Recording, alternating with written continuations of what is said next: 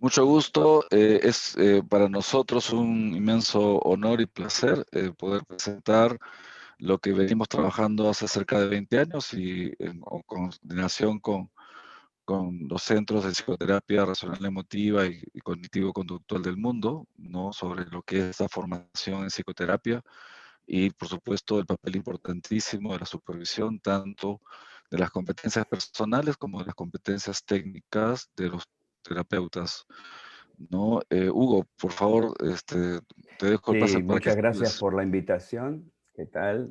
Buenos días a todos. Un gusto estar acá y gracias por la invitación al Colegio de Psicólogos.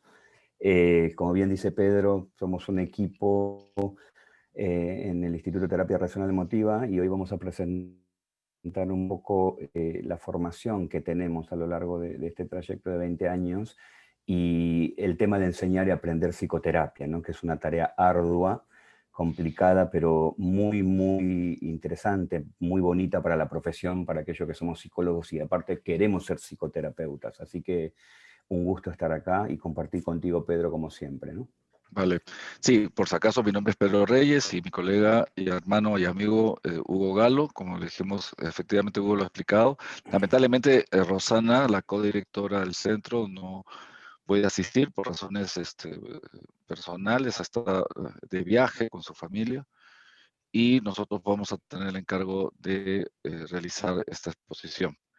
Ya, me imagino que los que estén escuchándonos tienen interés y yo espero que sean personas que o nos conocen o recién nos van a conocer. El Instituto de Terapia Racional Emotiva tiene ya cerca de 20 años formando más, un poco más realmente, pero con la alineación de la terapia racional emotiva y el apoyo y respaldo internacional de los centros de psicoterapia racional emotiva del Albert Ellis Institute. Viene cerca de 20 años formando psicoterapeutas y obviamente nos hemos hecho siempre las preguntas de cómo formar adecuadamente a un psicoterapeuta. Y Hugo, Rosana y yo hemos estado viajando constantemente a congresos, conversando con colegas de distintos países, leyendo papers y artículos y por supuesto aprendiendo nuestras experiencias. En ese sentido tengo que remarcar la colaboración muy positiva de todos los profesores, supervisores del centro.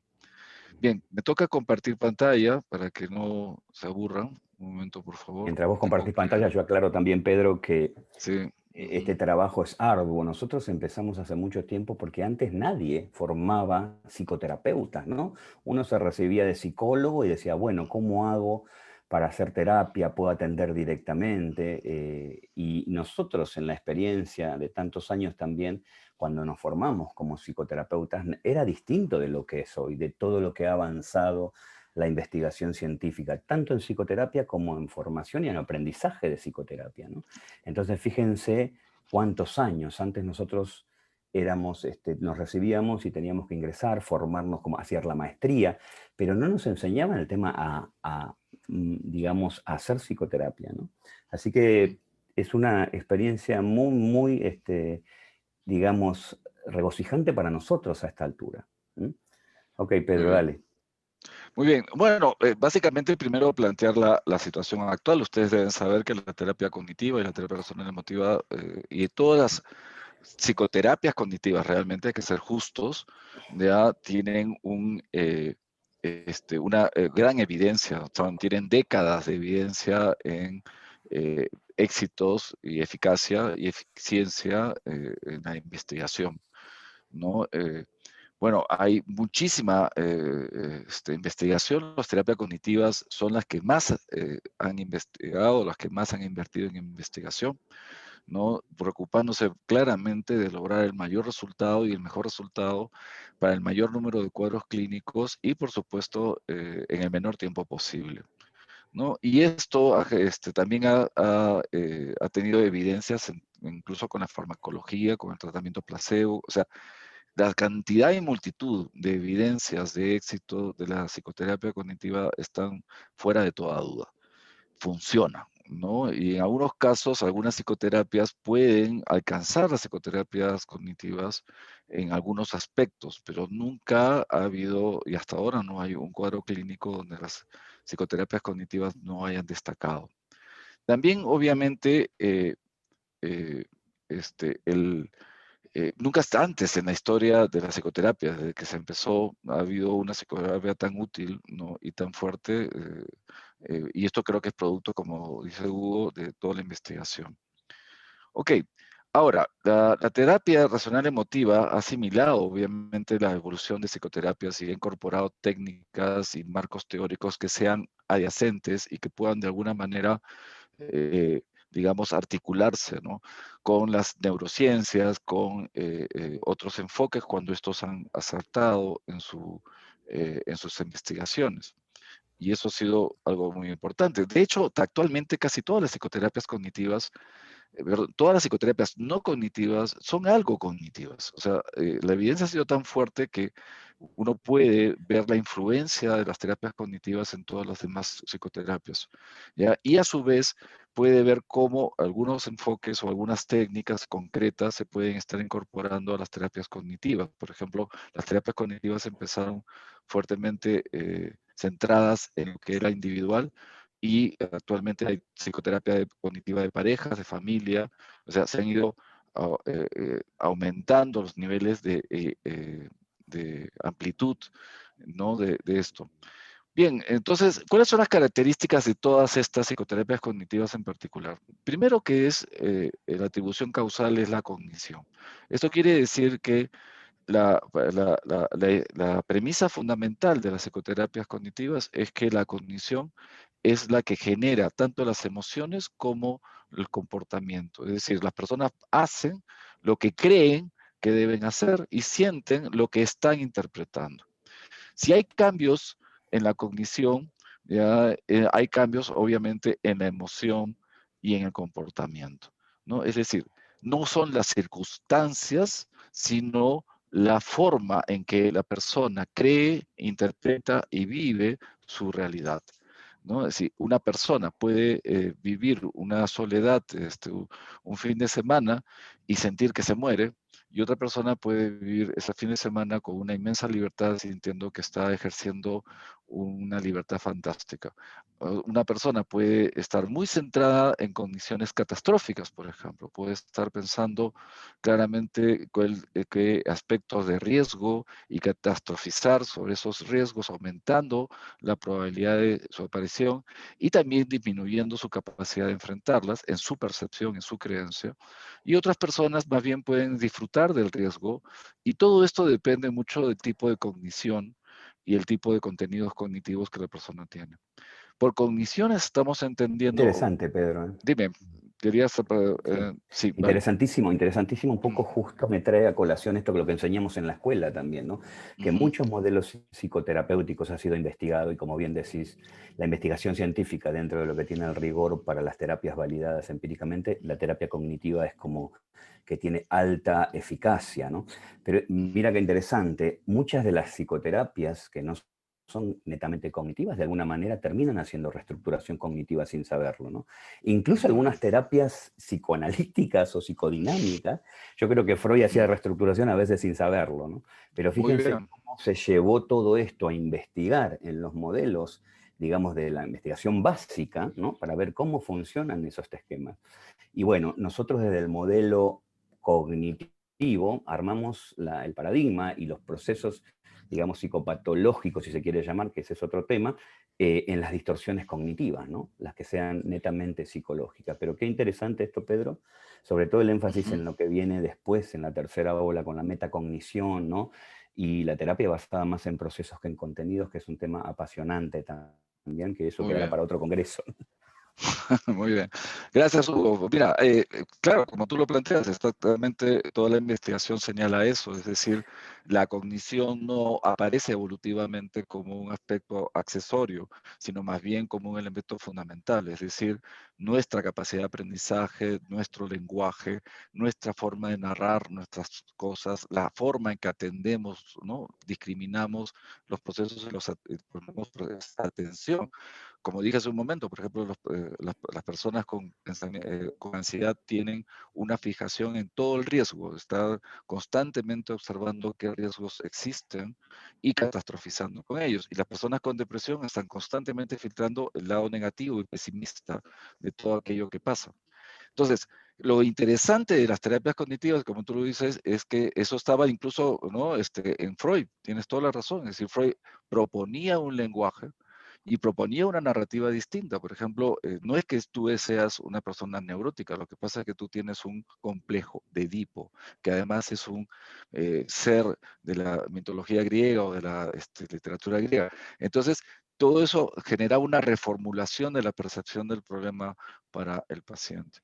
La idea central de las terapias cognitivas es que si las personas pueden acceder a sus contenidos y sus procesos cognitivos y pueden modificarlos si se entrenan para ello. El terapeuta viene a ser un reeducador, un reentrenador, un entrenador de estas modificaciones por, digamos, creencias, interpretaciones más veraces. Y esto es lo que no llamamos, Hugo y yo, metacognición, es decir, yo comprendo como paciente que estoy entendiendo las cosas de cierta manera, que me cuento las cosas de cierta manera, que mis procesos cognitivos funcionan de cierta manera y eso me permite regularlos, ¿no? Y bueno, ya dije lo otro, ¿no? Que era que hay una gran preocupación por la investigación científica. Repito, una vez más, las terapias cognitivas son las que más invierten en investigación. Ok, ahora viene el otro problema, ahora otro tema. Desde el principio, las terapias cognitivas se preocuparon muchísimo y en particular, creo que Hugo y yo lo sabemos bien, la terapia razonable emotiva se preocupó por la formación del profesional, ¿no? Es decir, cómo se forma un profesional psicoterapéutico, psicoterapeuta, perdón, eficaz y eficiente, ¿no? Y ELIS y el Instituto de Terapia Razonable Emotiva fueron pioneros en técnicas. O sea, de hecho, no solamente filmaban las sesiones didácticas que el mismo Ellis tenía o sus colaboradores, sino que también consideraban que la supervisión y la práctica supervisada era una herramienta formativa. Hugo, Rosana y yo vivimos esa situación de repente no tener tanta teoría y quizá ponernos en un grupo y tener que hacer el famoso peer counseling, como vamos a ver que hemos repetido, donde un practicante en formación hace de terapeuta y otro practicante no hace de paciente con un caso real, es decir, con un problema real, ¿no? Y entonces esta supervisión formativa, es decir, tiene una sabiduría espectacular, ¿no? Es decir, o sea, mientras otras psicoterapias consideraban que el terapeuta tenía que ser, entre comillas, muy sano y no debería, por lo tanto, tratarse, ¿ya? En cambio, la sabiduría del terapeuta racional emotivo y de la formación racional emotiva es que no se puede jugar básquet, no se puede aprender a jugar básquet si no juegas básquet, no se puede aprender a jugar tenis si no juegas tenis. O sea, en otras palabras, si tú quieres hacer psicoterapia, no puedes estar leyendo libros, escuchando clases teóricas solamente, tienes que ejercitarlo. Y la mejor manera de ejercitarlo es trabajando bajo la práctica supervisada, bajo ensayo, supervisado con y está bien el otro papel, con un formador, con un supervisor entrenado. ¿Ya? Y entonces, este énfasis de los modelos de entrenamiento no se centraban fundamentalmente en un principio en las habilidades terapéuticas, ¿no? Por ejemplo, cómo hacer preguntas, cómo hacer una alianza, cómo ser empáticos. ¿Ya? Pero había una cosa que Hugo y yo comenzamos a entender muy claramente, y Rosana, perdón, porque Rosana no está, pero no lo entendíamos, es que el carisma de los terapeutas, su fuerza de convicción, ¿no? O sea, estos aspectos, ¿no? Que estaban no explícitos, señalados explícitamente en las habilidades del terapeuta, pero que sí hacían diferencia. Ellis era, por ejemplo, un extraordinario terapeuta, ¿no? Sumamente convincente, capaz de ser increíblemente empático y capaz de ser increíblemente empoderador, es decir, muy enérgico, muy fuerte y lo empujaba a uno a afrontar sus miedos y riesgos. Entonces, este tema de la formación profesional comenzó a entenderse ya como un aspecto menos teórico y mucho más práctico. Esto nos lleva, Pedro, a hacer la reestructuración en nuestra formación también, ¿no? Donde Ujú, empezamos a volcarlo mucho más aparte de las digamos, competencias técnicas, que era lo que más se centraba anteriormente, a esas competencias personales, ¿no? Que empezamos a ujú. dar cuenta en la investigación también. Y bueno, y obviamente eso ha avanzado mucho también, ¿no? Como vimos en Ujú. Berlín en el Congreso último mundial que fuimos.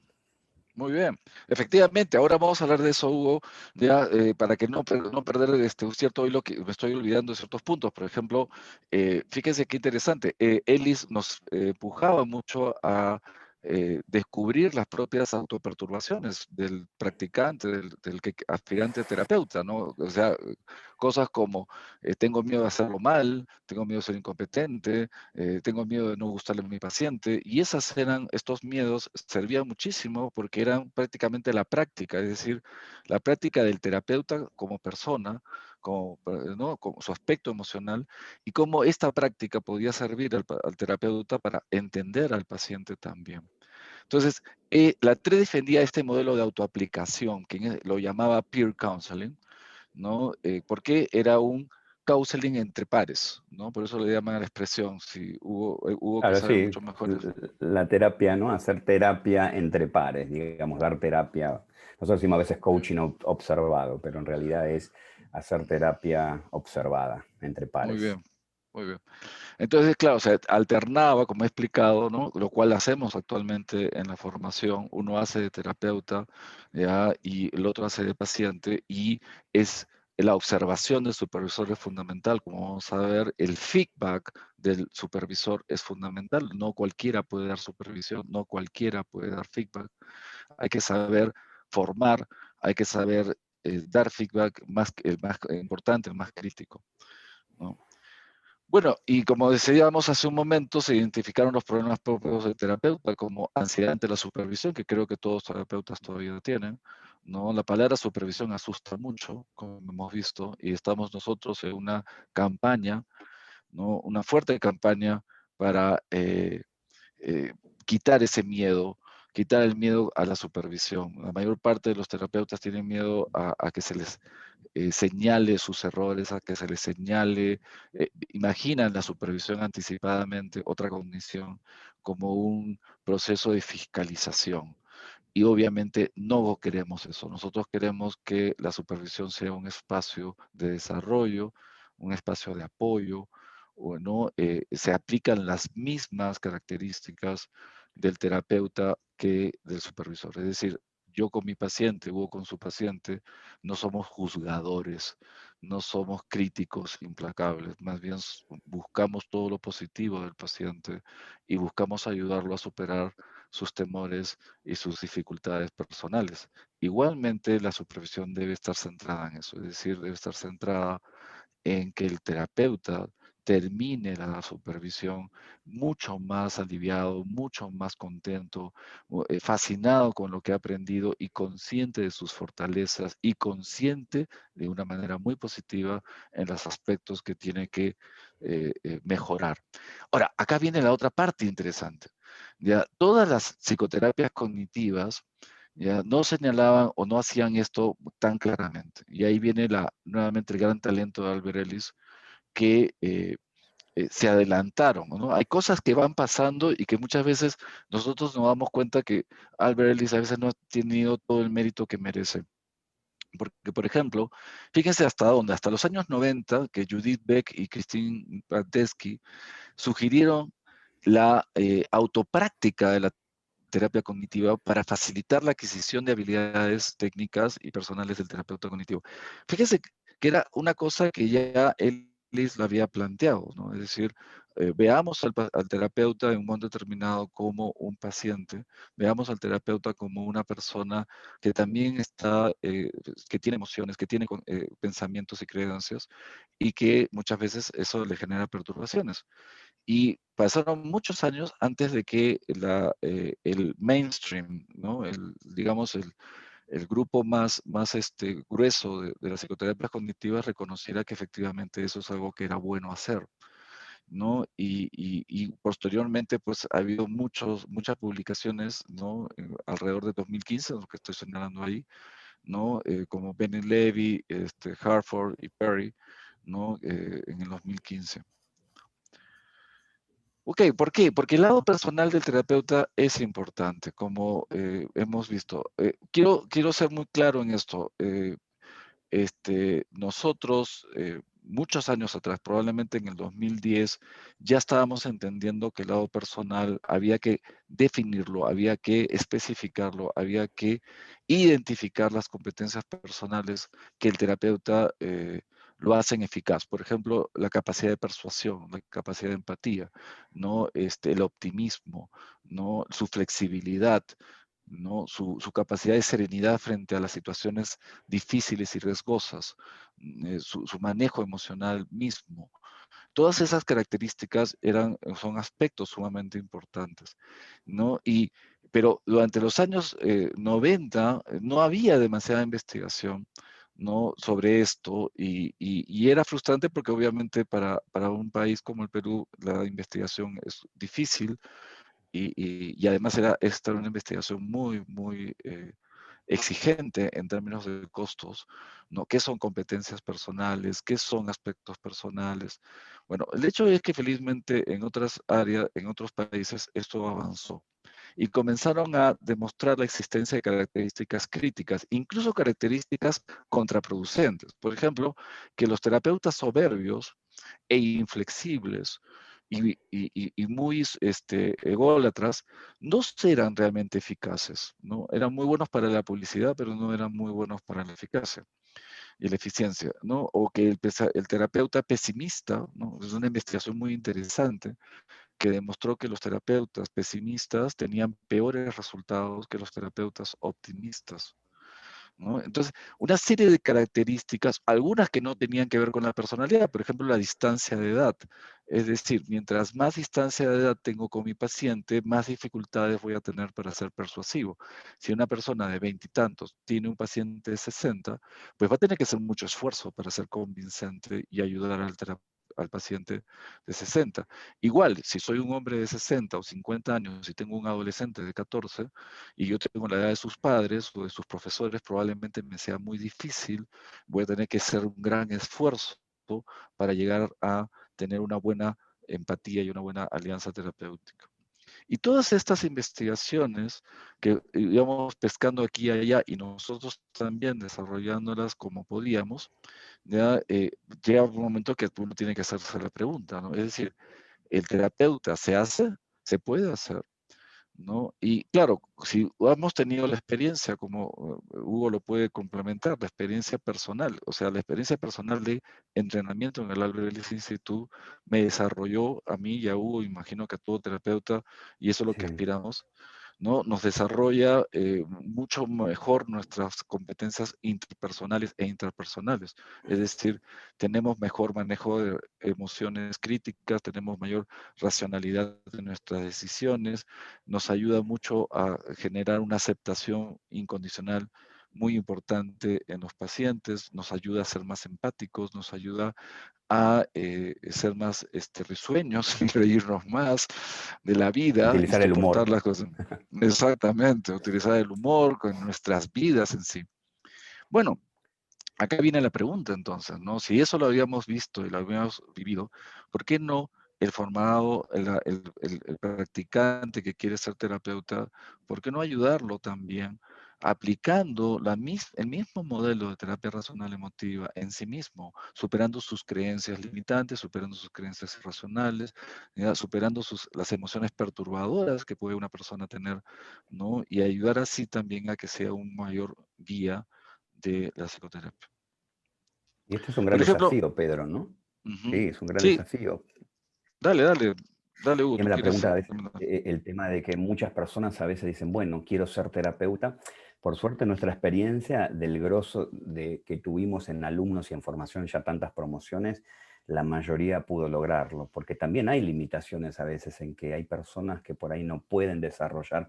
No significa que esto, digamos, no sea, que sea imposible, Pero a veces, Ujú. viste, hay personas que dicen, no, bueno, quiero ser terapeuta y no llega a lograr estas características, entonces por ahí no se puede dedicar a la psicoterapia, sino a la investigación o a otras cosas, o no las puede desarrollar, ¿no? Pero en la mayoría, en la mayor parte de los alumnos o las personas que se forman, esto que vos acabas de mencionar es muy importante, se va cumpliendo, ¿no? Se va dando a lo largo del tiempo y se logra con mucha supervisión. Por eso yo digo siempre qué trabajo arduo que tenemos, ¿no? El tema de enseñar y aprender terapia. Es como que esto que mencionaste es muy importante, Pedro, con respecto a todas esas competencias. Fíjate todo lo que hay que hacer para formar un terapeuta. Así que con esto no quiero decir que no todos pueden lograrlo, pero sí requiere un esfuerzo, ¿no? Un esfuerzo de aprendizaje y de autoconocimiento. Ok. Completamente, o sea, totalmente. La formación universitaria es una formación en criterios científicos, en razonamiento crítico, pero no es una formación en todas las habilidades de campo que uno necesita como psicoterapeuta. Mira, si me permites, Hugo, voy a comentar y tú me ayudas, ¿no? O sea, esta investigación de Geller, Norcross y Orlinsky, que son investigadores muy famosos y que publican muchísimo. Básicamente las ventajas de la autoaplicación de la terapia racional emotiva, Mm, terapia cognitiva en general, ¿no? O sea, mejora el funcionamiento emocional y mental del terapeuta, definitivamente. O sea, lo ayuda muchísimo a mejorar la regulación emocional, no, lo ayuda muchísimo a ser mucho más eficaz, ¿no? Incluso en su manejo de tiempo, en su orden de prioridades, en su claridad. Y también, esta es la parte también que me gusta mucho, que ofrece al terapeuta una mayor comprensión de las dinámicas personales e interpersonales. Es decir, es una oportunidad para el terapeuta para entender qué cosas pasa en una coordinación. Porque aceptemos, la terapia cognitiva es un trabajo en equipo entre paciente y terapeuta, ¿no? O sea, hay que trabajar en equipo. Nosotros, los psicoterapeutas, somos muy eficaces cuando el paciente acepta, ¿no? Y está motivado por su psicoterapeuta y acepta las líneas y las guías que el terapeuta le puede brindar, ¿no? Y esto también ayuda a que el terapeuta tenga, digamos, una percepción mucho más apropiada para bajar los riesgos potenciales de conflicto. Sabemos que en las psicoterapias el conflicto no está ausente, el desacuerdo tampoco, ¿no? Por ejemplo, los pacientes con trastorno de personalidad pueden ser pacientes que adoran a su terapeuta y de repente lo odian, ¿no? Tenemos pacientes que pueden de alguna manera sentirse o demasiado exigidos por el terapeuta y por lo tanto huyen de la terapia, o que el terapeuta es demasiado suave con ellos y también huyen de la terapia porque no encuentran eficacia. Y cuando uno tiene la autoaplicación, puede tener una mayor percepción de esta dinámica. Obviamente, el terapeuta es mucho menos neurótico, mucho menos complicado, es mucho más fácil de adaptarse a las circunstancias cambiantes que son la psicoterapia, porque la psicoterapia, sesión a sesión, a pesar de nuestra estructura, siempre hay algo nuevo, siempre surge algo. Obviamente también alivia el estrés y carga emocional, ¿no? ¿Cuántas preguntas a las personas no legas en la materia hay que nos mm, dicen, ¿y ustedes cómo se descargan? ¿No? Porque ustedes reciben tanto carga emocional, ¿cómo se descargan? Es que la psicoterapia misma ayuda al paciente a aliviar su estrés emocional. ¿Por qué no va a ayudar la misma psicoterapia al mismo practicante de psicoterapia, al mismo terapeuta? Y de hecho nos ayuda. No creo que los terapeutas en todas las investigaciones demuestran ser personas que se divierten más, que aprecian mucho las diferencias culturales, que aprecian mucho la diversidad, que se adaptan mucho mejor a todos los planos y campos, que son personas muy abiertas y tolerantes, que son personas muy abiertas y tolerantes, que disfrutan su libertad. Esto estoy citando, no las estoy poniendo, pero estas son investigaciones que pueden ujú, buscarlas. Y bueno, o también, obviamente, a ver, ¿no? Una de las cosas que creo que Hugo también me vas a dar la razón acá y quizá puedas comentar, me gustaría, es como cuando yo practico en mí mismo una técnica, por ejemplo, una reformulación o una, digamos, una discusión de cadena de inferencias en mí, o puedo trabajar en mí una escala de exposiciones, yo la hago conmigo. Obviamente, al hacerlo, tengo la práctica y puedo explicarla mejor al paciente, porque yo lo he vivido y porque yo me la he aplicado a mí. ¿No? Por ejemplo, con la supervisión, ¿no? Hubo como que notamos Ujú. mucho cuando el terapeuta aplica teóricamente una técnica, porque nos damos cuenta que no la ha aplicado en sí porque no la comprende y la está explicando, digamos, como manual de libro, pero no sabe cómo adaptar el discurso, no sabe cómo, a veces incluso omite detalles muy importantes. En cambio, si yo sé cómo, por ejemplo, la metáfora, yo sé cómo manejar el Zoom, no sé cómo manejar un programa de computadora, lo puedo explicar mejor al paciente, ¿ya? O a cualquiera. Igualmente, el terapeuta que aplica la terapia racional emotiva en sí mismo puede explicar mejor los procedimientos, ¿no? Y eso aumenta la fineza, ¿no? Porque lo profesional siempre está en los detalles, ¿verdad, Hugo? Sí, totalmente de acuerdo, ¿no? Obviamente el tema de conectarte con tus propias emociones y poder ver cómo funciona el modelo en ti mismo, ¿no? Ujú. Haciendo esta práctica como terapeuta, es importantísimo descubrir, ¿no? Cómo funciona. Nosotros lo que somos terapeutas 3, y creo que lo hemos compartido siempre, tanto en las supervisiones nuestras, ¿no? Cómo nos ayuda a manejar las cosas diferente en nuestra vida personal, obviamente que con las creencias irracionales que aún seguimos teniendo como terapeutas también, que las trabajamos, pero nos ayudan mucho mejor a flexibilizar estas cogniciones y entenderlo, y de alguna manera poder transmitirlo en la enseñanza, tanto de las competencias técnicas como en las competencias personales, ¿no? Pero es impresionante. Por eso instamos mucho, y ahora vamos a explicar un poquito más adelante, los procesos que tenemos en las sesiones que damos en la formación, ¿no? Que tenemos lo que llamamos pasar por un pequeño proceso. ¿Mm? Bien, y para comentar el último punto, que creo que es también fundamental, ¿no? Es decir, tengo que explicarle al paciente con depresión qué es una activación comportamental, ¿no? Y claro, entiendo las dificultades de aplicarla, entiendo los trucos que tengo que tener para aplicarlo. Ya, quiero ayudar al paciente a tener una crítica discusión de sus creencias irracionales, pero yo entiendo esas dificultades, yo entiendo lo que a veces a uno le pasa cuando no aplica y no se acuerda y cómo era el detalle. Y esto aumenta el trabajo en equipo. Yo entiendo tu paciente, claro, ¿no? A ver, cuéntame cómo lo aplicaste. Ah, sí, claro, pero claro, qué difícil este momento, sí. Ya, ¿y cómo hiciste este punto? O sea, eso favorece la alianza tremendamente y ayuda a que terapeuta y paciente trabajen en común acuerdo, con una visión común compartida, con un horizonte muy claro, muy detallado, muy fino. Y obviamente son muchas las ventajas. ¿Cuál es la desventaja de esto? Ninguna, ninguna. La única desventaja es quizá la falta de un supervisor que te ayude, ¿no? Y que te guíe un poco en el aspecto. Miren, esto es lo que se asumió inicialmente, que el modelo teórico era muy importante, ¿no? Y claro, que el terapeuta estaría listo y también tenía que leer mucho, ¿no? Sin embargo, hemos descubierto que la práctica ya, diaria, mientras más terapia haces, mejor la haces. ¿Ya? Siempre y cuando haya feedback, que eso es otro punto importante, como voy a explicar, ¿no? Entonces, para desarrollar las competencias, si la persona necesita practicar, entonces, ya, no decimos que no es verdad, necesita modelos teóricos para poder aplicar, porque ¿qué aplico? ¿No? Tengo que comprender la teoría. Es como manejar un auto y no tener la teoría de cómo manejar auto, o manejar la computadora y no saber qué es una ventana o qué es saber, ¿no?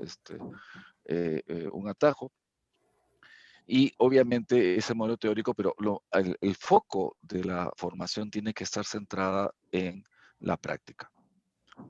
¿Ya? Estos son los tres ejes que asumimos, ¿no? El modelo teórico, que es un modelo teórico esencialmente el mismo en su estructura, en su ADN, pero obviamente ha evolucionado muchísimo, ha evolucionado tremendamente. Hemos comprendido, por ejemplo, mejor el papel de las emociones, hemos comprendido mejor el papel de la activación comportamental dentro de las terapias, hemos comprendido el papel del mindfulness en las psicoterapias cognitivas, hemos comprendido el papel de la empatía, y todos estos marcos teóricos son importantes tenerlos.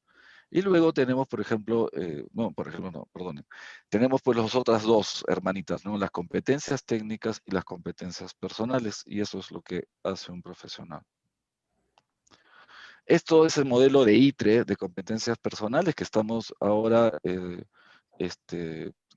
digamos, validando y coordinando, porque hemos asistido a muchas investigaciones, a muchas exposiciones sobre investigaciones de competencias personales, y felizmente nos hemos dado cuenta de que hay algunas que están coincidentes muy claramente, ¿no? Como la empatía, como la capacidad de generar aprendizaje, como la capacidad de apoyo, ¿no? Como la confianza en uno mismo, ¿no? Y lo que llama habilidades interpersonales críticas, ¿no? O sea, ¿no hubo? Vale. Sí, sí, sí. Las Ujú. competencias del profesional personal es muy importante. Mm. Vale, miren, acá hay dos grupos importantes, ¿no? Intrapersonales, competencias que tienen que ver con mi conciencia de mí y mi manejo de mí, y las competencias interpersonales que tienen que ver con el manejo y de mis relaciones interpersonales y mi forma de relacionarme con el otro, y obviamente mis conciencias personales sobre el otro, ¿no? Es decir, por ejemplo, acá teníamos empatía y tenemos lo que llamaría ahora Gilbert Ujú. compassion, o sea, podríamos cambiarle el nombre capacidad de apoyo a compassion, ¿no? Comunicación, y podríamos llamar a esto persuasión, como para de alguna manera ser más coincidente con, ¿no? Y compromiso lo podríamos llamar también como empatía, o una forma de empatía, ¿no? Y luego tenemos las competencias técnicas, ¿no? Es decir, eh, las competencias técnicas está basada en el modelo de Cory Newman, ¿no? En su libro eh, eh, de competencias psicoterapéuticas. Tenemos pues competencias según la fase de la terapia de confianza, habilidades para iniciar una relación. El terapeuta tiene que ser capaz de iniciar una relación profunda, ¿no? Inspirar confianza, dar la bienvenida apropiadamente. Las habilidades para desarrollar esta relación y encauzarla, ¿no? En un sentido útil, ¿no? Es decir, no solamente simpatía, sino también estructura, objetivos. ¿Ya? Las habilidades, ¿no? De impases, para superar impases. Permítame, por favor, regresar. Veamos este cuadro y vean la capacidad de negociación. Es decir, se define la capacidad de negociación como las habilidades que tiene el terapeuta de manejar conflictos y superar impases. Y miren que acá, para eso sirve la competencia personal cuando se aplica en el formato psicoterapéutico, la empatía, ¿no? Creo que si ustedes lo ven aquí, fíjense cómo las competencias personales le dan el Ujú. sustento a las competencias técnicas y obviamente el aspecto de credibilidad, ¿no? Que Wendy Dryden y otros terapeutas señalan, es decir, la alianza psicoterapéutica tiene que no solamente basarse en la relación interpersonal, sino también en el establecimiento de que hay una solvencia profesional, hay un conocimiento y que además hay una estructuración, ¿no? ¿Para qué vamos a trabajar? La conceptualización, que implica comprender el problema, y la solicitud, ¿no? Hay que traducir el problema del paciente siempre a un lenguaje eh, más operativo, identificando las acciones, emociones y creencias. Hay que proponer metas y trabajar metas en común. Hay que entender el contexto donde el paciente se mueve, ¿no? Hay que entender cuál es el tipo de entorno que le está influyendo, y obviamente hay que hacer feedback y ajustes. Estos feedback y ajustes tienen mucho que ver con, miren, flexibilidad, proactividad, compostura, ¿no? Que son competencias personales que nos ayudan a generar estas competencias técnicas. ¿Ya? En el cambio, que es desarrollar un plan de trabajo, es decir, un plan eh, estructurado pero flexible, un plan, digamos, claro en sus procedimientos, pero comprendiendo que estos procedimientos van a tener, como todo actividad humana, subidas y bajadas, retrocesos, ajustes, información nueva, crisis. Entonces hay que desarrollar un plan de trabajo, ¿no? Y tener la capacidad de generar intervenciones que generen cambio que ayuden al paciente a generar aprendizaje, que ayuden al paciente a entender cómo puede estar él aprendiendo y a entender cómo él, ¿no? A veces, sin darse cuenta, no aplica el procedimiento de la manera que se debe. Obviamente, también debe tener recursos didácticos, es decir, tiene que tener una retórica, tiene que tener capacidad de generar metáforas, tiene que tener un lenguaje motivador, tiene que tener un lenguaje racional, tiene que saber apelar a la investigación científica y relatársela de una manera comestible para el paciente, de una manera que él lo pueda entender. Tiene que utilizar diversos medios, por ejemplo, el humor. Tiene que poder utilizar historias, tiene que poder utilizar trucos, herramientas, recursos, metáforas, narraciones, ¿no? Y todos estos recursos didácticos, ser como, pues, un mago, ¿no? Tener un montón de trucos bajo la manga para ayudar a hacer simple lo complejo, porque esa es la idea, ¿no? Hacer simple lo complejo. Ayudar al paciente a que en su trabajo no se enfrente a una enorme dificultad de superación de problemas, más bien ayudarlo a que tenga facilidad para aplicarlo. ¿Ya? Y esto tiene que ver con las actividades post-sesión o que se llaman las tareas. Es decir, estos experimentos que el terapeuta eh, propone, que están ahí en la filmina, tareas y complementos, la capacidad de dar tareas, ejercicios, lecturas, ¿no? Videos, audios, ¿no? Uso de tecnología para ayudar al paciente, ¿no? A mejorar su proceso de cambio y vencer el desaliento y vencer el desánimo y la desesperanza.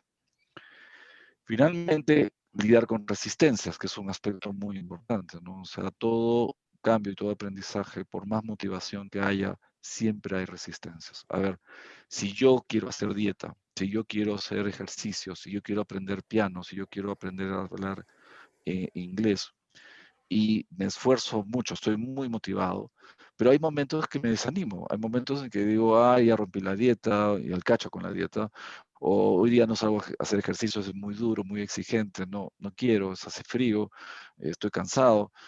Hay veces que digo, ay, profesor es antipático, profesor de inglés, no la hago, no entiendo estos verbos, mejor no voy. Ese momento de desaliento, ese momento de resistencias, de franca hostilidad al procedimiento, y al terapeuta a veces, el terapeuta tiene que saber manejarlo y tiene que saber identificarlo, manejarlo, superarlo, ¿no? Y ayudar al paciente, ¿no? A que vea que ese desaliento puede cambiar, que eso no es el fin del mundo, que puede darse la vuelta. ¿Ya? Es bien interesante porque el entrenamiento de un terapeuta tiene que estar preparado a lo que es un proceso de cambio y comprender que los procesos de cambio siempre, nunca son lineales, siempre hay retrocesos, siempre hay momentos difíciles. Y esto es lidiar con resistencias y aprender a hacerlo y nunca tomarlo de manera personal. Cuando el paciente dice, estas sesiones no me sirven, no, quizás no esté hablando del terapeuta, ojalá, ¿no? Eso es lo que esperamos como formadores, tanto Hugo, Rosana como yo, sino que esté hablando un poco de su propia capacidad de salud. Bueno, finalmente tenemos el seguimiento, es decir, las competencias de acompañamiento, de cuidado. El terapeuta tiene que saber dosificar los retos que enfrenta el paciente, ¿no? Es decir, si yo quiero ayudarlo a superar sus ataques de pánico, bueno, tengo que saber ponerlo en situaciones retadoras, pero posibles, no mandarlo al matadero, no llevarlo a una extremada, ¿no? Si quiero ayudar a mi paciente a superar su fobia social, su ansiedad social, pues tengo que saber dosificar de tal manera que cada paso sea retador, pero cada paso también sea un avance, ¿no? Optimista, un avance que aliente. Obviamente el seguimiento implica conciliación de aprendizaje, que también ¿no? El terapeuta tiene que saber, el manejo de crisis y recaídas, ¿no? Y finalmente cuándo cerrar, ¿no? Creo que las terapias cognitivas, la terapia personal emotiva es sumamente sensata, busca que el paciente no dependa del terapeuta y más bien que sea su propio terapeuta pronto y ayudar a que haya un cierre. Bien, Sí, seguimos, ¿no? Sí. Vale, ok. Bien, ¿qué medios de formación está usando el Instituto de Terapia Personal Emotiva? ¿No? O sea, en primer lugar, obviamente nuestro compromiso con las bases científicas y los fundamentos teóricos de las terapias cognitivas y en particular de la terapia personal emotiva, con los conceptos claves, ¿no? Lo que Hugo señala y Rosana señalan como las raíces fundamentales. ¿Ya? Y también la visión actualizada de los modelos teóricos, ¿no? Por ejemplo, de los modelos de terapias de autoaceptación y compromiso, de los modelos de terapia de compasión, de los modelos de metacognitive therapy, ¿ya? Y ofrecer, que eso es importante, ¿no? Una red conceptual que permita al terapeuta, como decimos nosotros, no funcionar como si fuera un terapeuta del 2010 o 2015, sino funcionar como un terapeuta en el año 2030 o 2025. ¿Cómo se hace eso? Cuando yo tengo una red conceptual, un modelo teórico muy amplio, muy bien fundamentado, aquello que venga nuevo es fácilmente asimilable. Es fácilmente asimilable porque no me hablan chino, me hablan algo que yo ya entendí, que yo ya puedo manejar, que yo ya puedo comprender. ¿Ya? Y por más que cambios que haya o que haya modificaciones, el terapeuta puede adaptarse a estos cambios. Obviamente, la idea no es formar un terapeuta para el pasado, es formar un terapeuta para el futuro. Y esto implica que la persona tiene que tener flexibilidad conceptual y capacidad de innovación dentro del modelo, no destrozar el modelo, sino dentro del modelo. Exacto. Y eso es lo Bien. que decimos siempre, ¿no? Ser abierto, nuestra propuesta filosófica, nos adherimos Ujú. mucho al concepto básico de Albert Ellis, ¿no? De que los terapeutas tenemos que ser abiertos, tenemos que ser, aceptar incondicionalmente a nuestro paciente, aceptarnos a nosotros mismos con falencias, con errores. Entonces, nos ayuda también a trabajar en las competencias personales mucho esta flexibilidad de poder aceptar y por qué no trabajar, obviamente con las limitaciones que puede tener un tema de implicancia, obviamente, pero siempre abierto a escuchar, a ver cómo vamos a poder ayudar al paciente. Y bueno, si yo también puedo tener algún tipo de creencias o resistencias, las tengo que ver en mi supervisión de por qué estoy trabado, ¿no? Como terapeuta, pero nuestro modelo es muy, muy abierto a la aceptación incondicional. Y eso es algo que hemos desarrollado también, Pedro, y estamos muy contentos, ¿no? De fomentar mucho a nuestros terapeutas esa apertura con respecto a nuestros sesgos y a un montón de cosas, sin entrar obviamente al tema de nuestros valores, pero el tema de la apertura y la flexibilidad a ver por qué pienso que no lo claro, que no va conmigo, ¿no? Son temas que hemos Bien. visto a lo largo de la formación, son Mm. muy, muy importantes trabajarlos y considerarlos. Muy bien. Ahí estamos en la autoaplicación. Obviamente tenemos un procedimiento para tanto el modelo teórico como las competencias personales como para las competencias técnicas. Por ejemplo, en el modelo teórico le damos esta red conceptual basada en la investigación de último momentos, ¿no? Nosotros estamos constantemente leyendo papers y libros actualizados del 2020, 2019 y también teniendo investigaciones y haciéndolas. En la competencia personal, lo que llamamos el coaching individual didáctico, con el trabajo grupal. Y en las competencias técnicas, la demostración en vivo, porque hacemos demostraciones en vivo, hacemos guías instruccionales, videos, el peer counseling supervisado, que es grupal e individual, y finalmente la supervisión de casos. Yo creo que vale la pena que se explique bien, ¿no? Es decir, el papel de la supervisión, que tiene distintos procedimientos, distintas maneras, es fundamental, ¿no? Es fundamental. ¿Ya? Quisiéramos hablar un ratito de qué significa supervisión. Como dije, supervisión no es una actividad fiscalizadora, ¿ya? Y por otro lado, quisiera explicar que hasta hace poco no había una escuela, no había una escuela de supervisión clara, ¿no? Nuevamente, el ARERES ahí ha hecho una tarea excelente, porque había mucho supervisor se basaba en su propia experiencia clínica. Y pasa como en el fútbol, ¿no? No necesariamente ser un excelente jugador, un excelente delantero, hace a un excelente entrenador. ¿Ya? No necesariamente un extraordinario pintor es un buen maestro de pintura. No necesariamente un excelente músico es un excelente entrenador de músicos. Entonces, Este modo reflexivo creo que tiene muchas desventajas, ¿no? Por ejemplo, miren el estudio que se realizó con este tipo de espontáneo supervisor. En 5 años de supervisión, ninguno de las personas que había estado trabajando con su supervisor había encontrado una mejoría. ¿Qué quiere decir esto? De que la supervisión tiene que estar basada ya y tener muy claro qué es lo que uno tiene que hacer como supervisor. ¿Ya? Por ejemplo, primero dar feedback, ¿no? Y dar feedback en lo que es fundamental y lo más importante, ¿no? Es decir, orientado a la intervención, generar metacognición, es decir, ampliar, ayudar al terapeuta a ver lo que no ha visto, ¿ya? Ayudar a ver lo que no está claro en la formulación del caso, ayudarlo a ver cómo está marchando el proceso, ¿ya?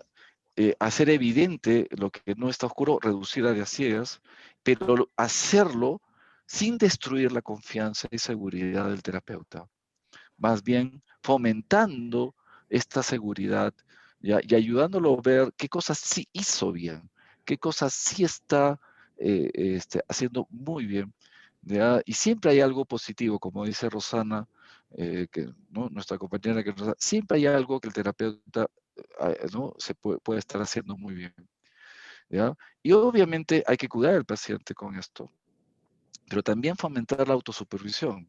Nosotros queremos que el supervisado, al terminar la supervisión, desee más supervisiones, quiera más supervisiones, sueñe con más supervisiones, ¿no? Empoderar al profesional y, por supuesto, el punto vital, ¿no?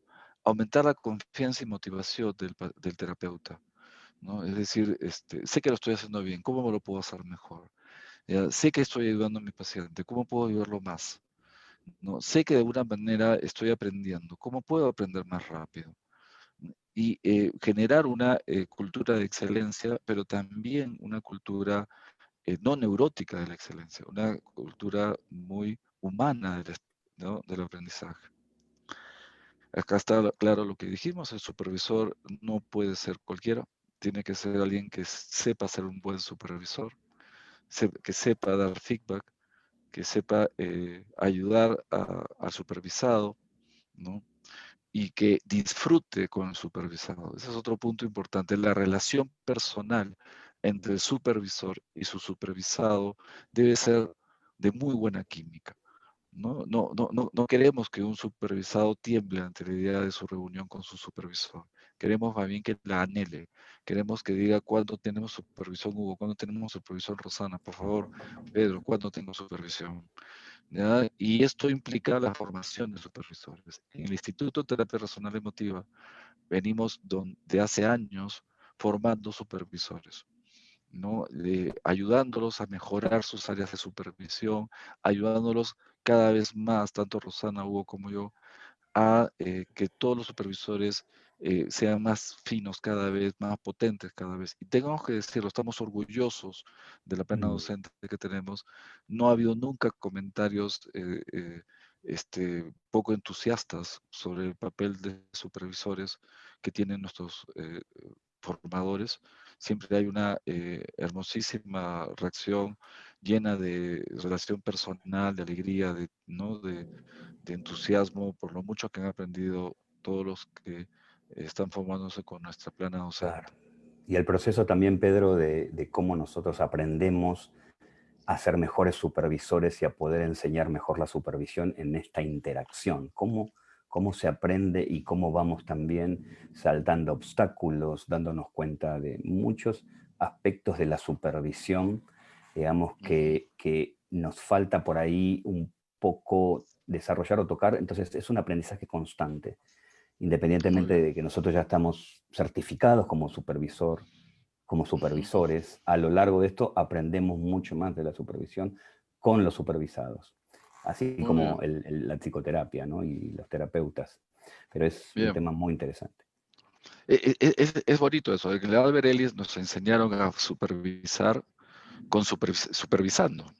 Exacto. O sea, nosotros éramos supervisores que éramos supervisados porque cómo estábamos supervisando. Qué linda escuela. Supervisábamos y la verdad estábamos nosotros supervisando a un psicoterapeuta y él mismo nos supervisaba o algún otro supervisor no estaba supervisando. Y los feedbacks eran muy importantes también. Obviamente que nos poníamos un poco Bueno, nerviosos, como todos, pero era un aprendizaje. De ahí sacamos que tenemos que aprender. Esto es un aprendizaje, como le decimos a los alumnos, no es un juzgamiento. claro, ¿y qué priorizar? Por ejemplo, miren todo lo que un supervisor puede priorizar, la conceptualización del caso, la alianza que el supervisado tiene, ya el plan de trabajo, la aplicación del plan de trabajo, ¿no? El estilo del terapeuta, ¿ya? Y también, por supuesto, su preocupación. Es muy común en la supervisión ver que el terapeuta puede tener una crisis de confianza, ¿no? Eso, algo así como, no sé qué estoy haciendo bien o qué estoy haciendo mal, más bien, ¿no? O sea, ¿qué puedo mejorar? Creo que no lo estoy Mm, haciendo bien. Y terminada la supervisión, el inmenso alivio que siente al saber que puede hacerlo muy bien, que lo puede mejorar y al darse cuenta que tiene las habilidades para hacerlo. Entonces, el supervisor tiene que ayudarlo a desarrollar confianza, a ayudarlo a ser más eficiente y eficaz, a ayudarlo en cualquiera de las dimensiones el terapeuta está planteando, ¿no? Que el terapeuta está planteando, como puede ser la aplicación de un plan de trabajo, ¿no? O el manejo de ciertas crisis o de falta de ciertos conocimientos.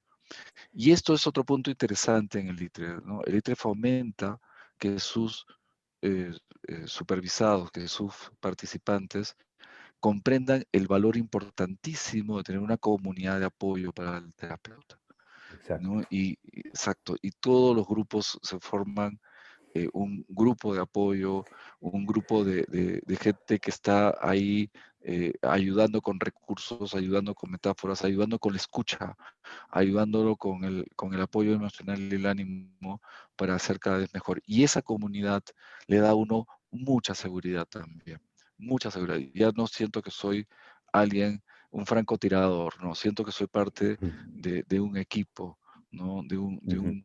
De un movimiento, de una cultura, ¿no? Y soy el representante de algo importante. Y eso también es fundamental. Bien, Pedro, creo que tenemos 2 minutos, fíjense, ¿eh? Porque no sé dale. si la sala se va a necesitar a las 10:30, ya estamos cumpliendo el tiempo, pero no sé, a ver, para cerrar, Bueno, que nos diga. básicamente solamente cerrar con esto, ¿no? Es decir, acá tienen un poco las guías, eso es todo lo que hace un alumno cuando está en ITRE, es decir, pasa por el coaching didáctico, por la autoaplicación, por el peer counseling cruzado. Cada alumno tiene 5 sesiones de coaching didáctico individual, donde es como un paciente, tiene 5 sesiones de peer counseling, coaching cruzado en sesiones individuales y grupales, más, ¿no? Y también tiene obviamente supervisión de casos reales, es decir, ayudamos al terapeuta a tener un caso real y que éste lo lleve adelante, ¿no? Y también, por supuesto, a participar de supervisiones de nivel avanzado de experto que siempre estamos deseando tener. Eh, yo creo que, uy, creo que acabamos aquí. Justo, sí, Sí, justo, importantísimo ya. Sí, muchísimas gracias.